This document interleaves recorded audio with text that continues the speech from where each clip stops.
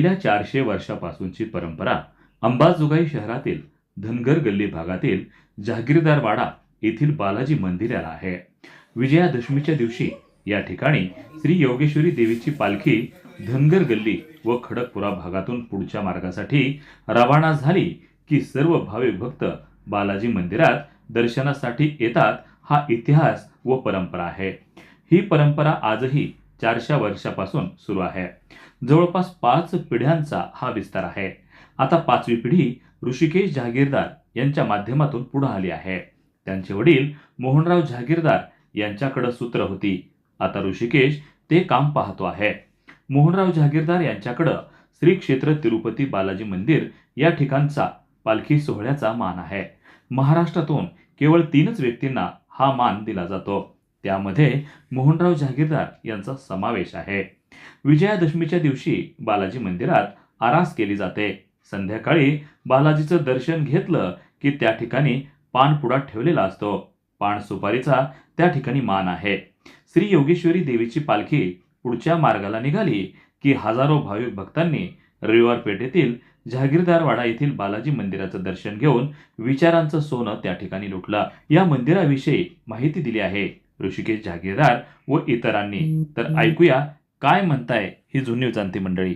वार्ता न्यूज करिता परमेश्वर गीतेसह संभाजी मस्के, अंबाजोगाई, जिल्हा बीड। जहागीरदार वाडा येथील बालाजी मंदिर अशी ओळख असलेले हे ठिकाण आहे। मग आपण या ठिकाणी आज जे आहे विजयादशमीच्या निमित्तानं कुठल्या कुठल्या कार्यक्रमांचं आयोजन केलेलं आहे आणि किती वर्षापासूनची ही परंपरा आहे? आज आम्ही ही सेवा करतो, हे जवळपास ही आमची 5वी पिढी आहे।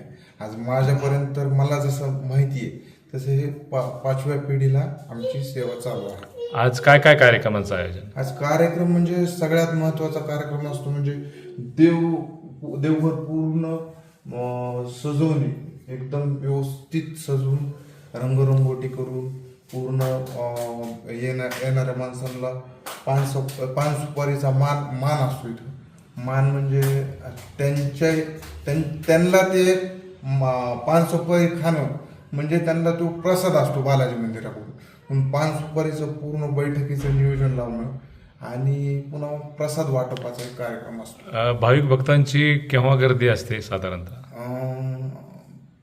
रेणुकाईची पालखी जशीच समजा अशी थोडी खडकपुऱ्याच्या पुढे गेली की इकडं बालाजी मंदिराकडं भाविक भक्तांचा कल असतो। हा, त्यांचा कल जास्त वाढतो। योगेश्वरी देवीची पालखी इथून रवाना झाल्याच्या नंतर मोठ्या प्रमाणात भाविक भक्त या ठिकाणी उपस्थित राहतात।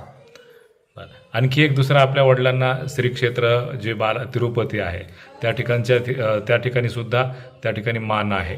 तर आता बाबा तिकडे सुद्धा परंपरेनुसार जसं चालत आलेला तो असं सांगू शकत नाही आपण किती किती किती किती पिढ्यांचा आहे। आपण आता मला जेवढं माहिती तो 5 पिढ्यापासून असं म्हणजे आमचे पूर्वज जाणार तिथं जाऊन जो समजा 10 दिवसाचा ब्रह्मोत्सव आहे, रथोत्सवाला पूर्ण उपस्थिती लावणार। उपस्थिती लावून पूर्ण रथोत्सवामध्ये ते पूर्ण त्यांच्या फेरीला उपस्थित राहून ती फेरी पूर्ण करणार। पुन्हा मानकरी म्हणून त्यांचं तिथं जसं आपण एखाद्या इथं प्रमुख पाहुणे बोलवले तर आहेर करतो, तसं ट्रस्टीकडून त्यांनी मूर्तीची पूर्ण एक असं वस्त्र असतं ते वस्त्र काढतात आणि पूर्ण अशी पट्टी बांधतात आणि दर्शन वगैरे देणार उत्सव मूर्तीचं। आणि उत्सव मूर्तीचं दर्शन झाल्यावर पुन्हा जी मेन गाभारा आहे आपला मेन मूर्तीचा, ते मेन गाभाऱ्यामध्ये पुन्हा डायरेक्ट दर्शनाला मुरली काटीकर, पुन्हा आमचे वडील आपल्या इकडून आमचे वडील, पुन्हा मुरली काटीकर हे 2 ते 3 मानकरी राहिलेले आहेत। हा आज आहे। त्यांचे कसा विस्तार राहिलेला आहे? यांचा अगोदर मनोहर त्यानंतर व्यंकटेश गोविंदबा त्यानंतर व्यंकटेश बुवा, नंतर रत्नाकरराव आणि नंतर हे आता ऋषिकेश मोहन यांचे वडील, असं हे 4 पिढ्या यांच्या आलेल्या।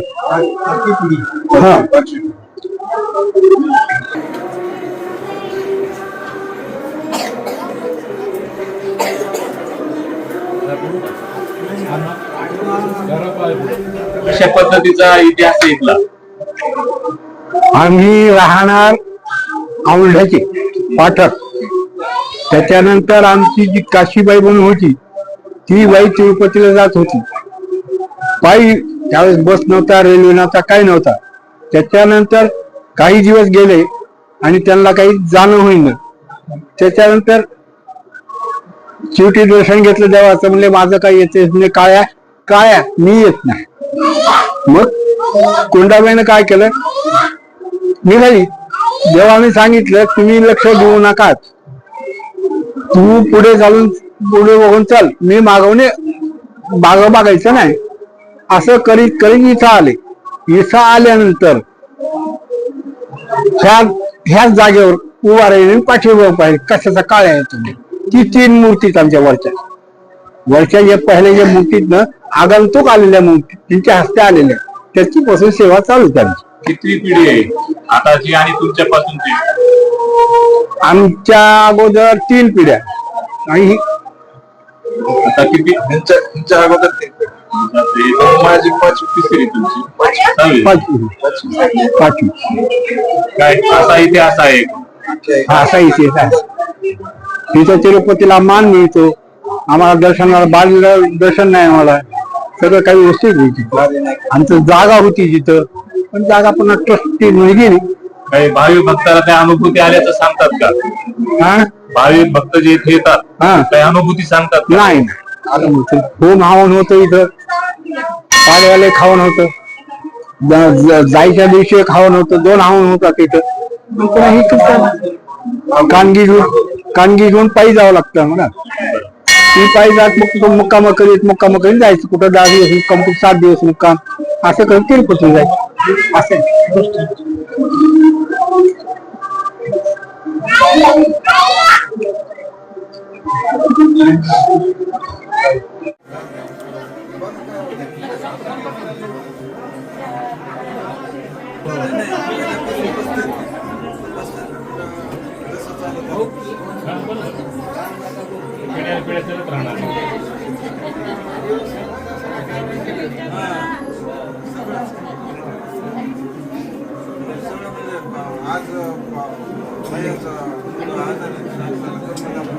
थोडं आपलं ते नाही ना डेकोरेशन